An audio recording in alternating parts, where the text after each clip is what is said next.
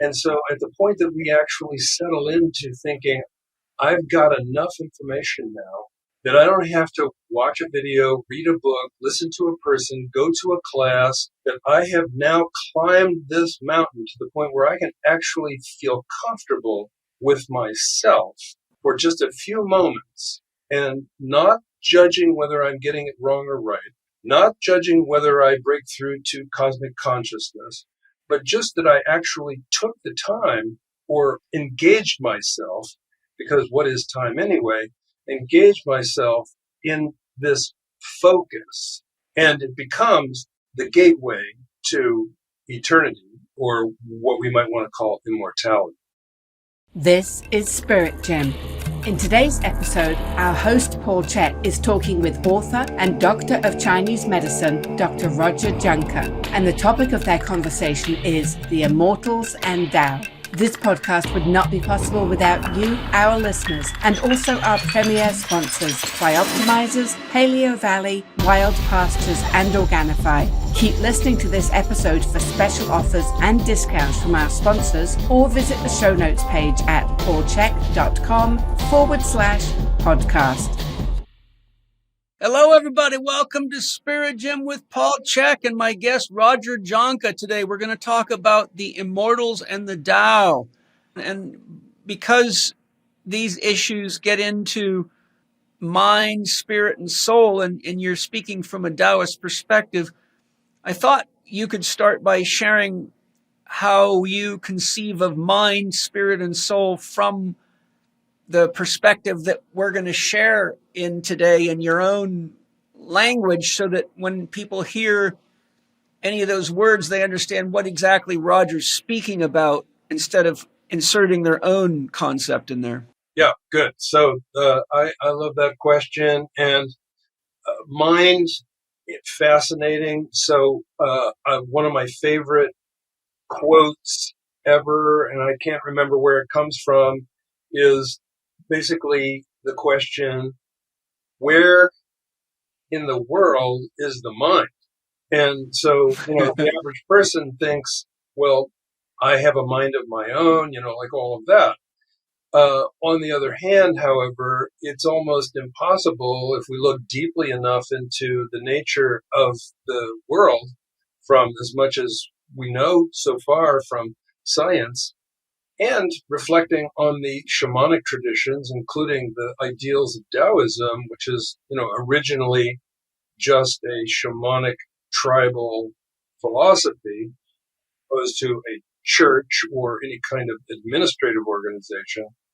The mind is the presence of some aspect of universal consciousness, which then comes under the influence of, shall we say, the dimensional world that we're in, which includes our neighborhood, our parents, our schooling, and all of that. And we call that, sometimes we call it intellect, sometimes we call it consciousness, sometimes we call it the total sum of all the information that we have or think we have.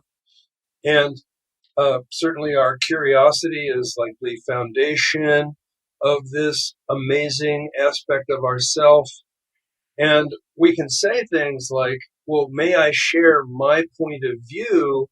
And then we get to have a conversation about how, even though we're sharing the same conscious mind of the world, that we somehow reach alternative conclusions, shall we say, and so forth. And then we can have debates and have points of view, and then we can even have arguments about these things, and then we can have assumptions, and then we can realize that some of our assumptions are false assumptions, and then we can get into the beautiful realm of what's the difference between expectations and preferences, and accepting that which is clearly under our control and accepting that which is not under our control.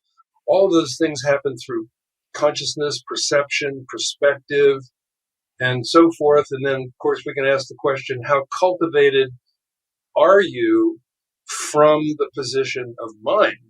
It's interesting about the soul and the spirit question.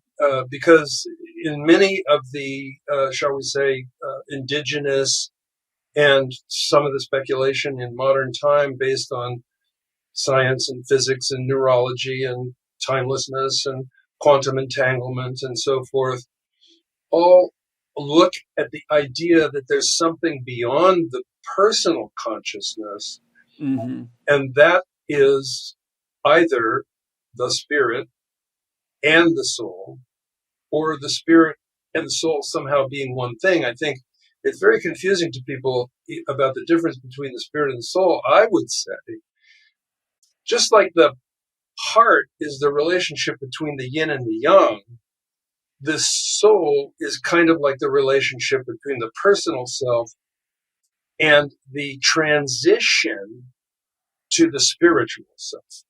So we have in the Chinese in the Chinese tradition, there's what we call three treasures. So we have a personal treasure of our bodily space-time presence. We have the treasure of our mind and our emotions, and we can tease mind and emotions apart if we want to. And then we have the spiritual or the transcendental aspect of the self. So in the paradigm that is present in the richness of the medicine that arose from the ancient Chinese tribes, this idea of three treasures is foundational. And so they say body, and then they call the middle around the heart, they call that heart-mind. So we say body, heart, mind, and spirit.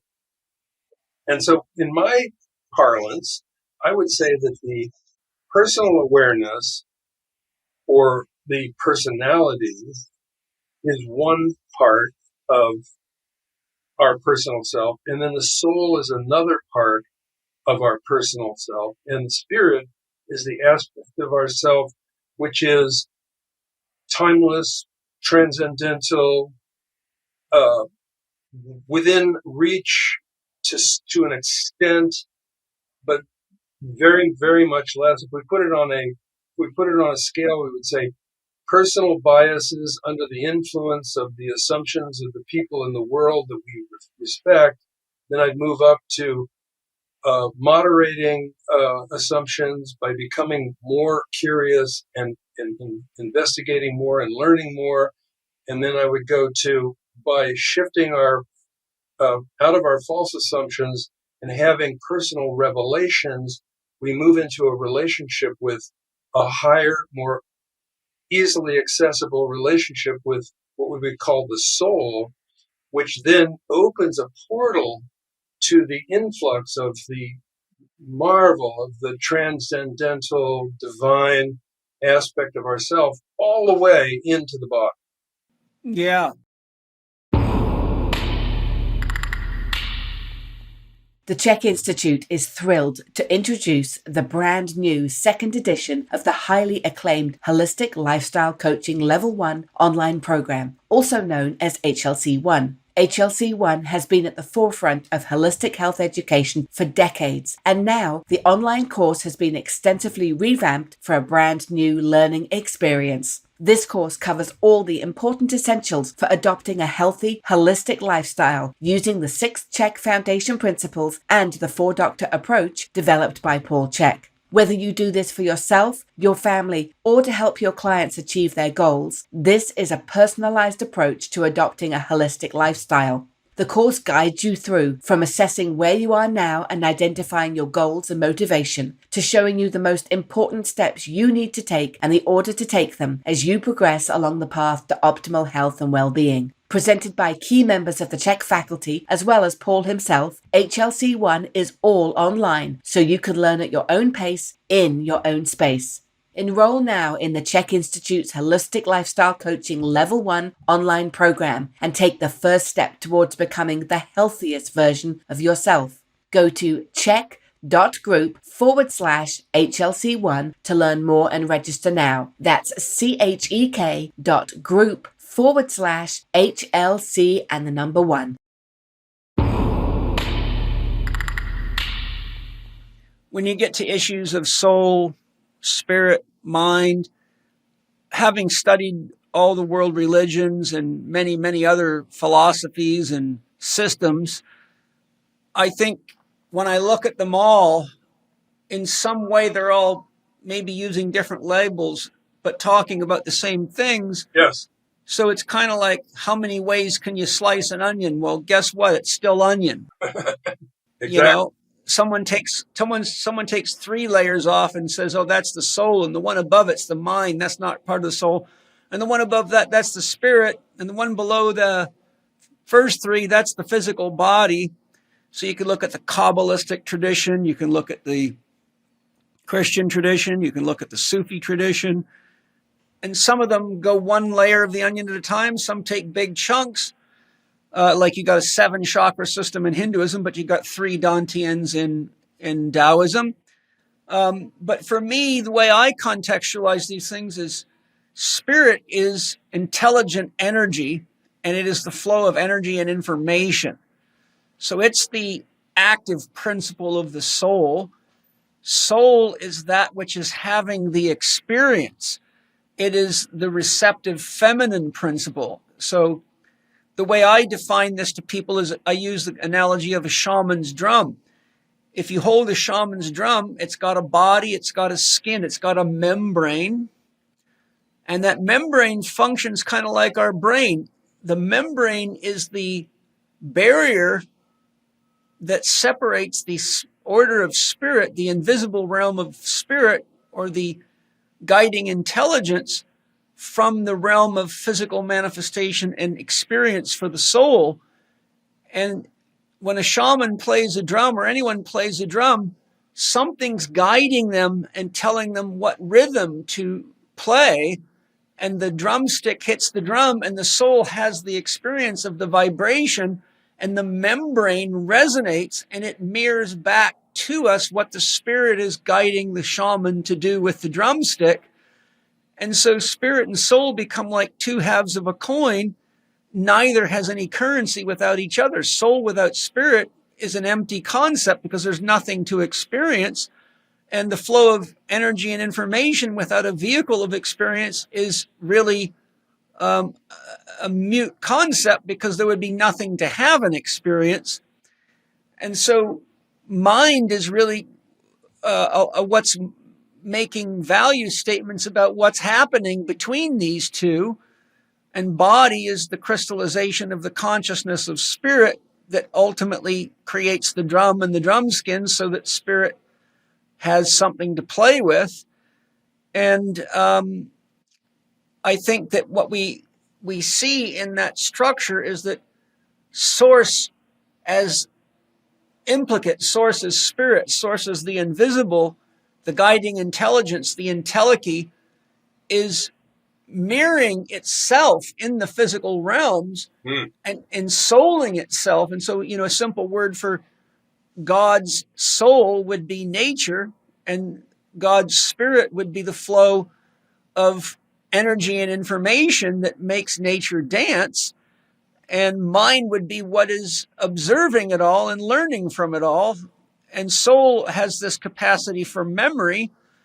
So we have this beautiful complex weave of spirit and soul that are like 2 halves of a coin. And if you look at any coin, in between heads and tails, there's a space of metal that's not heads nor tails, which would be the Tao, would be the unknowable source, the Tao that can't be spoken. We don't have a name for the middle of the coin, but we call one side heads and one side tails, or spirit and soul.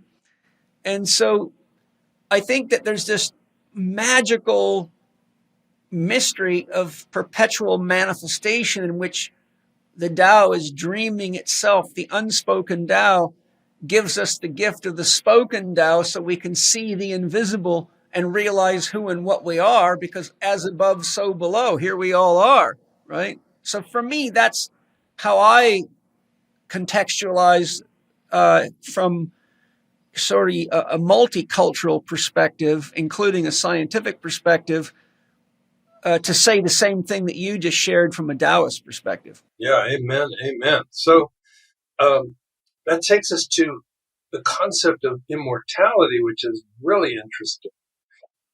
And Um, so, we've basically established a foundation for a lot of potential around, shall we say, the principles for good living and the whole concept of cultivating the personality to reveal its virtues and having a relationship with something larger, we call that the soul and spirit realm and so forth.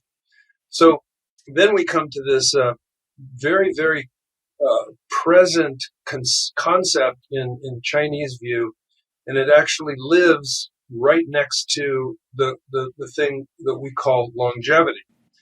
So in the Chinese tradition, and I'm an Edgar Cayce, Rudolf Steiner theosophy.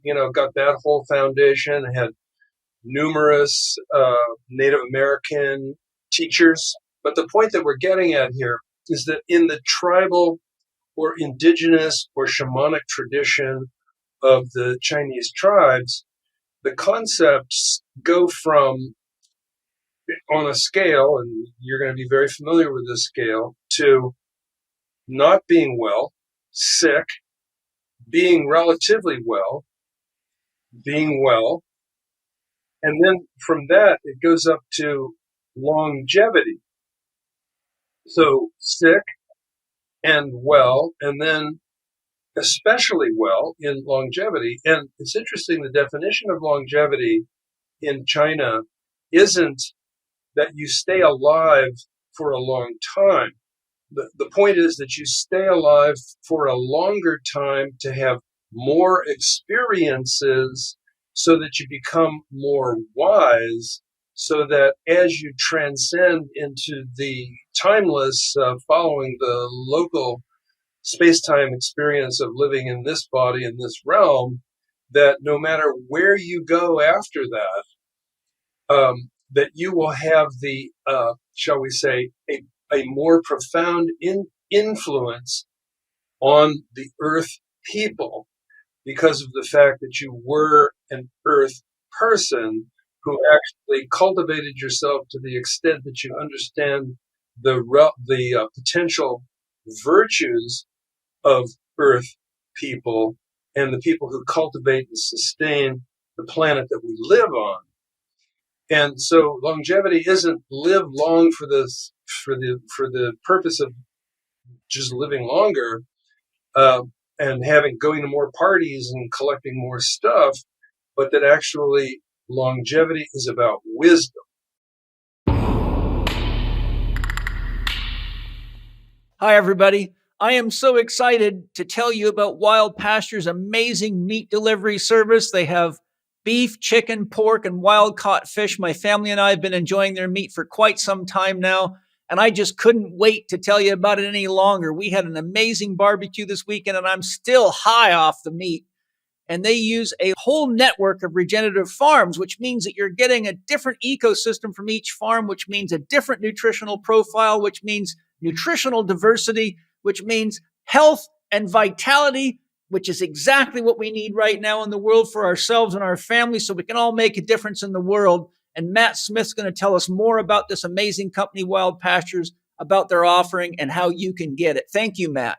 Thanks so much, Paul. And I'm excited to tell your listeners what they can get today and how we can help them out. So, as you know, pastured meats are crazy expensive. And so our goal with Wild Pastures is to tap into this network of regenerative farmers and to finally create the solution of where we can get the highest quality meats delivered straight to your door for the most affordable prices around. And so we're on average seeing that we are 40% cheaper than any other delivery option out there, and that our customers have reportedly saved, on average, $1,000 on their grocery bill from meat alone. And so Wild Pastures is a regenerative meat delivery service that is solving this problem. And you can get 100% grass-fed and finished, as well as pasture-raised pork and poultry and wild-caught seafood from Alaska delivered straight to your door. So it's far more convenient. It's far more environmentally friendly because we're using regenerative farms entirely. We don't use feedlots ever. So the nutrition profiles are way better. You can definitely taste the difference. I know we were talking about this on our just before we hopped on, you having a Father's Day barbecue and how incredible the pasture-raised chicken and beef short ribs were. And you can really taste the difference, right? I'm And still so- high. And so our goal is to remove the roadblock from people's minds that if they want to eat healthy, it's too expensive. And so that's where Wild Pastures comes in, is we are delivering with our own fleets of trucks whenever possible. We haven't raised our meat prices in over 3 years at this point. And we're really just creating convenience for the consumer and kind of being the high tide that rises all ships. If we can opt more people into a system like this, the cost stays down for everybody. And so there's a myriad of benefits that go into that. And so today, if your listeners want to try Wild Pastures and taste the difference and experience what it's like, go to wildpastures.com/Paul Chek or click the link in the show notes and save 20% off for life, plus get free shipping for life, plus get $15 off your first box. That's a mind-blowing deal. I can't even imagine. I mean, I've never heard of an offer like that. And, most people would hear an offer like that and think, this can't be that good. But I'm telling you, it's not only that good, it's really good. Or I would not be sharing this on my podcast. I think everybody needs to get a hold of Wild Pastures for their family, for their vitality, for their longevity, and for the future of this planet. So thank you guys very much. So Matt, just repeat the website again. Sure. Just go to wildpastures.com/Paul Chek or visit the link in the show notes and get 20% off for life, plus free shipping for life, plus $15 off your first box so you can try it. You'll be glad you did. I really agree with what you're saying. And I think the whole Western concept of longevity with uploading yourself to a hard drive and getting a new body or, plastic surgery or biohacking and, that kind of stuff. It's a desperate attempt to stay young, but it overlooks the fact that that's such a physically oriented, body-centric, materialistic conception. Yes. That it's almost a denial of the fact that there's something more beautiful than your physical, youthful body, and that is the beauty of and the depth of love and wisdom, which is what an elder is supposed to emulate and exemplify to younger people. But I think there's a lack of people like you that walk in their shoes, that they're centered in themselves and connected to the earth. I'm 62. I think you're a bit older than I am, but you're obviously still very healthy and you have good posture and you have bright eyes and healthy skin and you have spirit in you. Like I can feel your spirit from here. And to me, that's really someone who grows along those lines, steps further and further into eternity each day. And eventually they just drop the body like a snake sheds its skin. And this is why Steiner said spiritual practice was so important, because through spiritual practices, we develop a subtle or a light element or a light copy of each of our glands and organs so that we remain more conscious when we die a physical death. Where if all you have in your conscious awareness is your physical body and you don't see yourself without a mirror, then when you die, you're likely to be very unconscious because you won't have a physical body. But if you have a spiritual heart and a spiritual mind and a spiritual liver and spiritual kidneys and spiritual lungs and spiritual sex organs and spiritual bones, because you have come to see yourself as that which is timeless and that which is the essence that created you instead of the physical side effects of that divine process, then death is not a scary thing, and it's actually fun. I mean, I feel better at 62 than I've ever felt in my life. I finally think I have a good idea of how to live. You just made a lovely comment about the ambient nature of the divine source, whether it's from the center of the cosmos in what many of the original traditions call the central sun, Yes. or whether it's from our own sun, That's what we're experiencing, is this opportunity to infuse the local self that has been harmed, misled, and maybe even have depreciated through addictions and false assumptions about nutrition and so forth, that we have this ambient presence of what the Chinese call qi. Mm-hmm. And so this qi it's everywhere, never not everywhere all the time. And that means here and in the solar system and in the galaxies and in the super galaxies and in the universe and in the multiverse. Mm-hmm. And even the omniverse. And the omniverse. Amen. So, in the end, we get to that, right? There's so much that you can't even you can't discriminate the parts, because it's just a big, vibrant multitude of replications of the same beautiful oneness. Mm-hmm. And so when we get to something in Chinese medicine or Chinese philosophy or Chinese living or Chinese shamanism and call that Qi Gong, what that's all about is first recognizing that beyond anything that can be, shall we say, measured by the tools that are available to science right now, that beyond that, there's a presence of, you might want to call it anti-gravity or the dark energy or whatever it is that's the other side of mass, that's infused to every aspect of the universe, everywhere, in all time, if there is even time, if you know what I mean. Yeah. The Qigong actually says you can become more aware of the aspect of yourself that's not the body. And, we're getting pretty subtle as we go down into neurotransmitters and enzymes and receptor sites and subtle microchemicals and the et cetera, just getting into the smaller portions of the science.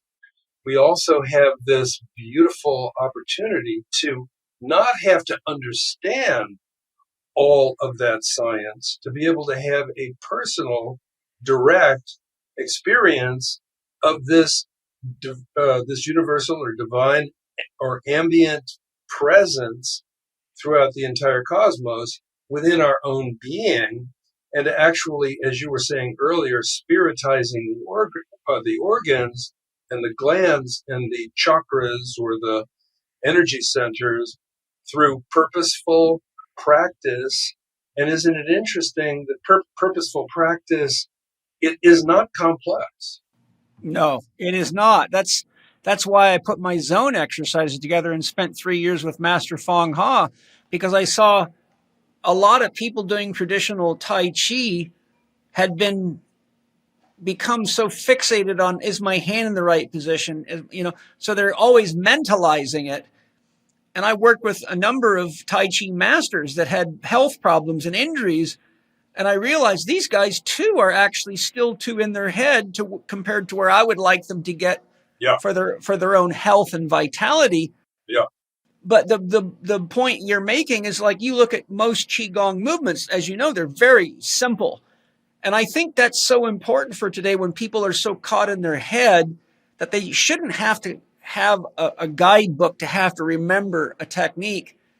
Because slow walking, for example, anybody can walk. One of the techniques I learned from one of our instructors, Dr. Cliff Oliver, who's I've had on the podcast, and you'd love Dr. Cliff Oliver. He'd be right up your alley. Is when you go for a slow walk, you're walking at a pace slow enough that you're not elevating your heart rate or breathing rate. You try to set your rhythm so that on the inhale, you take a given number of steps, call it 3, 1 step for the pause between breaths, 3 steps on the exhale, 1 step on the pause between inhale. So you're harmonizing your heart, your brain, and your gut, your biological oscillators. But once you get that down, which is very easy, I mean, within a couple of days of practice, that starts to just follow into a natural rhythm. But the beautiful thing that Dr. Oliver taught me, he says, just practice listening only through your right ear for a minute or two, and then switch to only listening through your left ear. And what the research shows is that has a beautiful capacity to integrate the left and right brain hemispheres, which I think is so needed today. But what I'm doing is reiterating your point that, look, this is a very simple practice anybody can do that builds chi, integrates your brain hemispheres, leaves you feeling much more alert, aware, vitalized, whole, takes, as little as 10 or 20 minutes to do. I like my students and my patients to do at least 20 minutes a day, or I don't think you get much chi cultivation. It'll help. But to build chi, I think you need at least 20 minutes a day. I'd be interested in your thoughts on that. But just to close my point is it can be that simple. The thing is, I say to people, I ask them, what's the best exercise in the world? And sometimes they don't know, sometimes they guess. And I say, it's the one you're willing to do every day.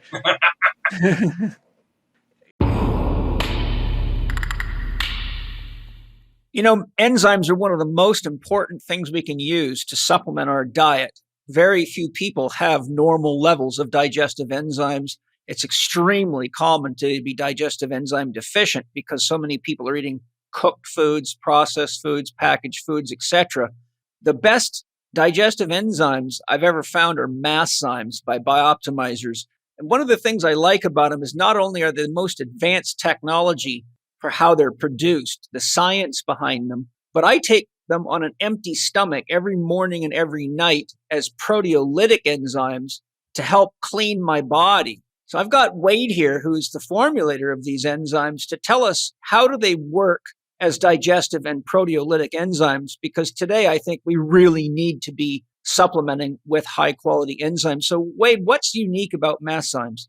Well, one of the interesting things is undigested protein is one of the biggest contaminants that cause problem for people, whether it's in their blood or inflammatory conditions or even impairing recovery. And it's quite common amongst athletes who have high protein diets, interesting enough, who are looking to add recovery, but they're not breaking down their protein effectively. And that was my case way back in the day as a former bodybuilding champion. So we set about cultivating and developing an enzyme formulation that handled all of the amino acids in a pH range from 2 to 12, as well as providing an assortment of assistant enzymes. In other words, it doesn't just break down protein, it handles carbohydrates, it handles fats, it handles fibers, a variety of different things, and they work synergistically together to make sure that you can break down just about any food and digest it properly. Now, when you talk about the difference between enzymes, there's digestive enzymes and systemic enzymes. Systemic enzymes such as like nattokinase or serrapeptase. Well, they don't help break down digestion, but they can break down inflammation or inflammatory conditions, undigested proteins, or scarring tissue inside the body. Well, it turns out when you take Masszymes on an empty stomach, it works exactly the same way. It will go into the bloodstream and now works as a systemic enzyme, reducing inflammation, accelerating recovery times. Matt just tore his Achilles tendon and made a full recovery after surgery within a few weeks, which they expected for many months. He was taking as many as 100 a day. Now, I'm not suggesting people do that, but this was an extreme condition. And the bottom line is Masszymes is great for recovery, for cleaning up undigested proteins in the system, as well for digesting just about any meal. If this isn't the best digestive enzyme or systemic enzyme that you've ever taken, you get your money back. That's the Bioptimizer guarantee. You can try Bioptimizer's Masszymes at bioptimizers.com/living4D and get 10% off using the code PAUL10. That's bioptimizers.com/living, the number 4 and the letter D, and the code is PAUL10. Plus, Bioptimizers always have great bonuses and offers when you purchase multiple bottles. So make sure you check them out at bioptimizers.com/living4D and use the promo code PAUL10 for your 10% discount.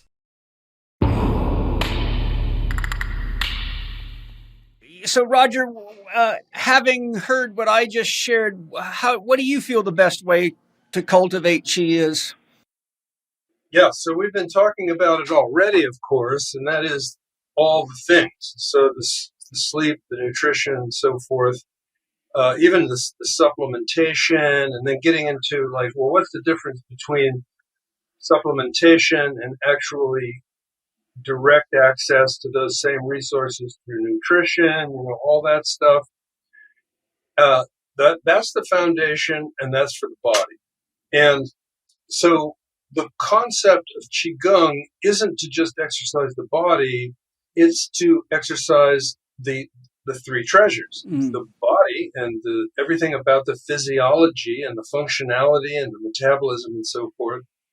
And then the heart-mind is this beautiful relationship between the intellectual self and the emotional self. And there's this phrase that I love for decades. You say some prayer, and then you say, and now, keyword now, the heart and the mind are one. And then more prayer, and then the heart and the mind are one. And so the concept here is that cultivating the body with all the things that we can do, then cultivating the heart mind with all the things that we can become aware of as we, shall we say, mature and so forth, and then to cultivate any kind of direct experience or even an aspiration for a direct experience of the oneness or the divine or the Tao.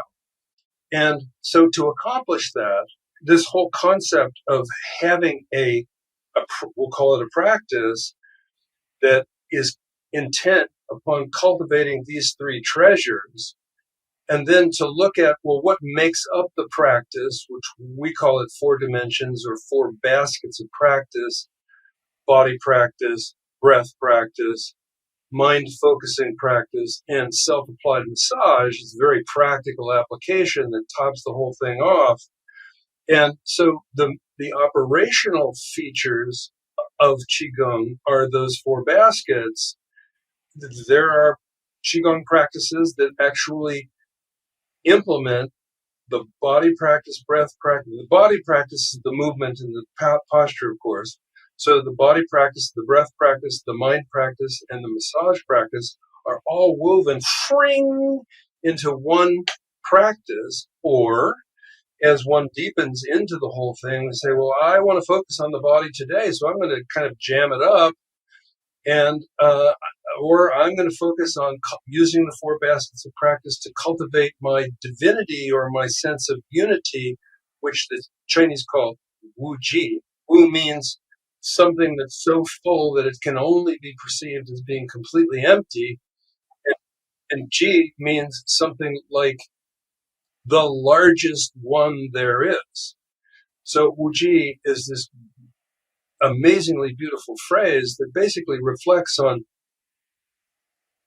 everything, everywhere, beyond its thingness and beyond time, into whatever it is that nobody knows about, and is the mystery, and it's close to unsolvable. And really smart people say, well, why would we solve that anyway? Let's just live into it. And so that practice of those 4 dimensions woven into Kung Fu, woven into Tai Chi, woven into very active Qigong practices, and woven into stillness meditation. So we have a spectrum that's inside the whole system of what we now call Qigong, from anywhere you want to start to any conclusion that you arrive at for your practice today, based on the fact that you believe in yourself, and that you believe that you know enough, and that you believe that you can carve out the right amount of time, and that you believe that you know which part of the massive library of possible practices to implement in any one moment has to do with how cultivated you are, what you're working on. And of course, when people are depressed, they can't even remember to do any of these things. But we can have some simple practices, very simple practices that can be done in 10 minutes. We have like a 1-minute practice, a 10-minute practice, a 20-minute practice.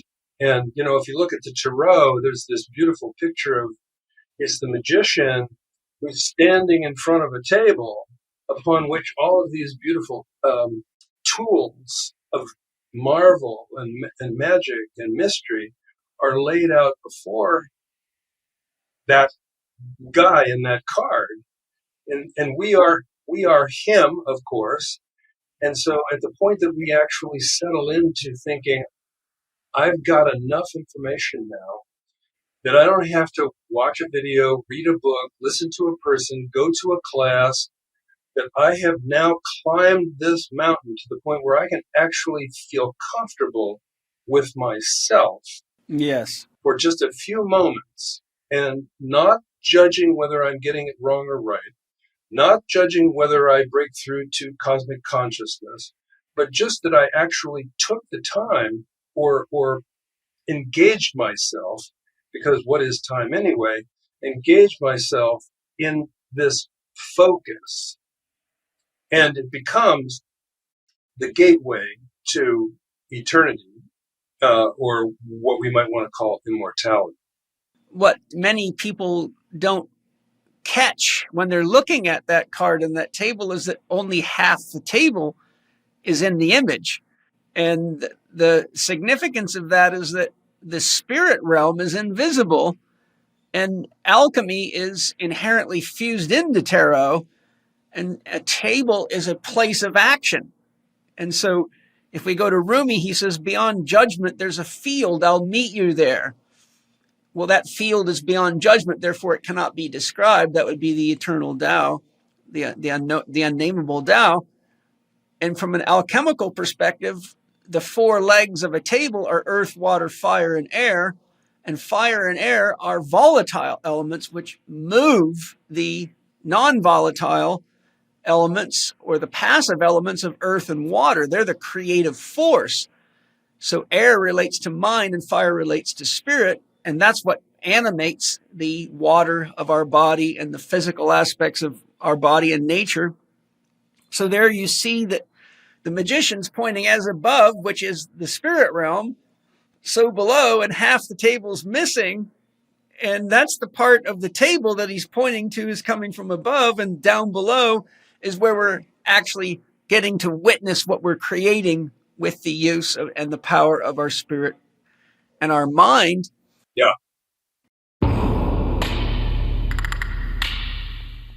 Hi, everybody. I sure hope you're enjoying the podcast. You know, a couple of months ago, Organifi sent me a couple of bags of their new Shilajit gummies to sample, and I was blown away with how great they taste and how much my body loved them. Having used Shilajit paste for many years, I've never been a big fan of the taste of it, but when I tried Organifi's new Shilajit gummies, I was truly impressed. The texture and consistency of the gummies is excellent, and they have just enough natural sweetness to let me feel like I'm getting a lovely, healthy treat for both my mind and my body. Shilajit is a unique, potent mineral paste from the Himalayan mountains. It contains an abundance of trace minerals, antioxidants, organic acids, and nutrient-transporting compounds. It's been known throughout history to help boost vitality and strength. Just pop a couple gummies and chew, or suck on them slowly for a steady release of the delicious, earthly, but slightly sweet natural flavor. Your taste buds will enjoy the delicious treat while your body soaks up the massive amounts of feel-good nutrition.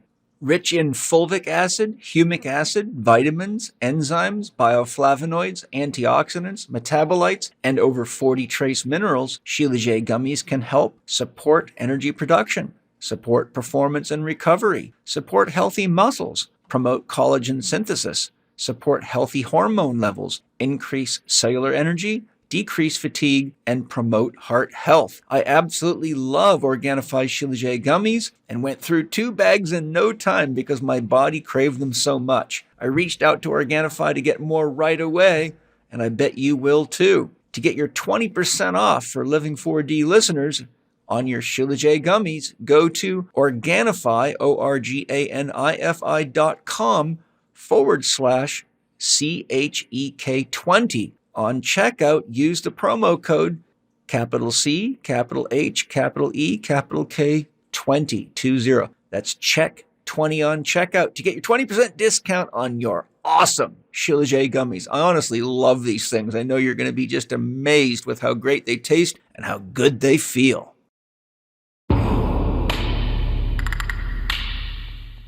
You mentioned depressed people that have a hard time, remembering what to do or how to do it.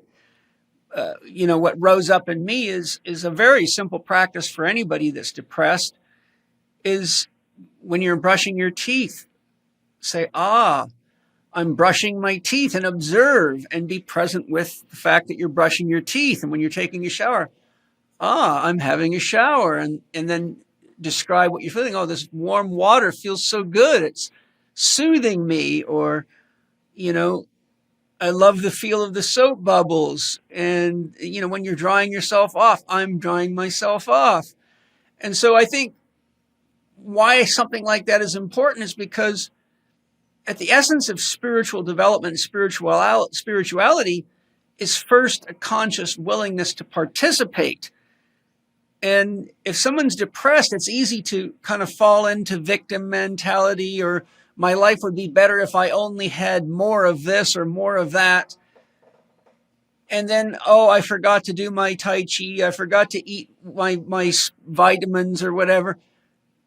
But that can all be part of a mindful practice, and say, oh, look, instead of making it something to be depressed about, say, oh, look at me. That's so funny. I forgot to take my supplements after I promised myself I would do that 8 times. And, oh, look at me. I'm actually experiencing this thing people put a label on called depression, but I can watch that too, Yeah. And so it doesn't have to be complicated. Anytime we can step back and name what we're doing and witness it, we are detaching from the personality. We're detaching from the egoic self, because to witness the ego and the physical self, you have to step back into a higher level of reality, which is that which is always witnessing everything, whether you're alive or dead. That part's eternal, right? So you can actually take somebody's challenge like depression and say, hey, what a great opportunity you have for a really fun, simple spiritual practice. Yeah, well, that's exactly what we're talking about here. And so, just as one example, 2 examples. One is from the Tao Te Ching, which basically gives a recipe for how to be able to do the thing that you just said. And the other one is in The Secret of the Golden Flower, which also says that, there's so many beautiful things in these they're really like reports from particular indigenous stream about how to manage our relationship with ourself and our nature and so forth. And that's why the Chinese call the thing that you were talking about, they call it the heart mind. And there's this whole idea of how can I get those 2 parts of my non-physical self fairly local? How can I get the heart and the mind to be in enough agreement so that I can actually have the benefit of experiencing that, shall we say, presence of the divine within our own self? And once a person feels this, and it's fairly elusive, once a person feels this presence of the universal divinity within themselves, what could be more entertaining than that? I think one of the most interesting things that there possibly is for a human being is when I get to the end of my life, am I losing something, or am I gaining some kind of marvelous, opening into whatever it is that I've been trying to tap into for my life? If I'm a cultivated self. So, if I'm a person who lives a cultivated lifestyle, I'm going to want to have a connection with my divinity.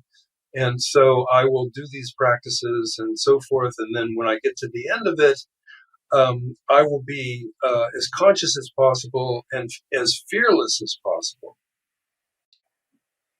And so then the definition. So we talked about the strata from the sick person to the well person to the extremely well person, called longevity, wherein we're actually cultivating wisdom more than the body, though cultivating the body supports the process of cultivating wisdom.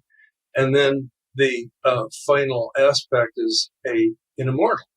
So a person can go all the way from being a sick person to being an immortal in the context of the ancient tribes of the Chinese cultures.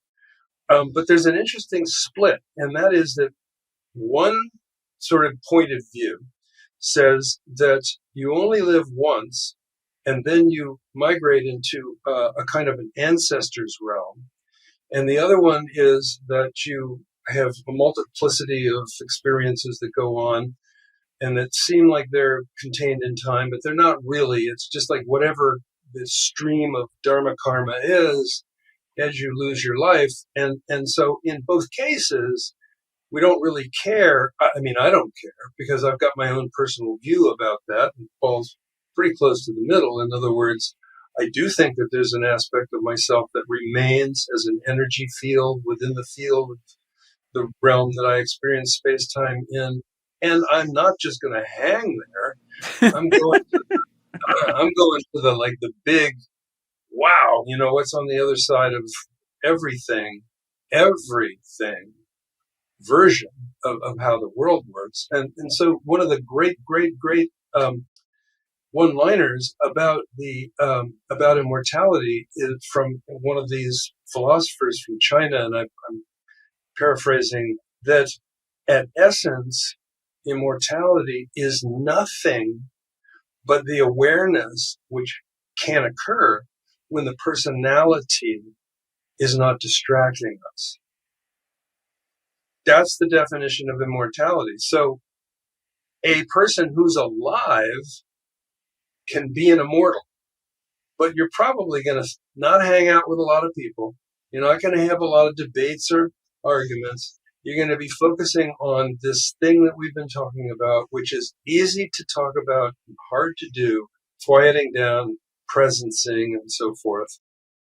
I hope you enjoyed today's conversation between Paul and Dr. Roger Jahnke talking about the Immortals and Tao. If you found value in today's show, there's more great content waiting for you in our special brand new Spirit Gym podcast membership. When you subscribe, you'll get access to exclusive extended episodes of Spirit Gym with Paul Chek, members-only Q&A opportunities with Paul, access to the podcast members forum within the Spirit Gym community where you can interact with other passionate listeners, and also the opportunity to purchase exclusive Spirit Gym merchandise. Your support helps keep the show running and allows us to bring you even better content. So if you're ready to dive deeper and unlock all these amazing extras, head over to paulchek.com/podcast and become a Spirit Gym podcast member today. You can visit Roger and the Institute of Integral Qigong and Tai Chi online at iiqtc.org.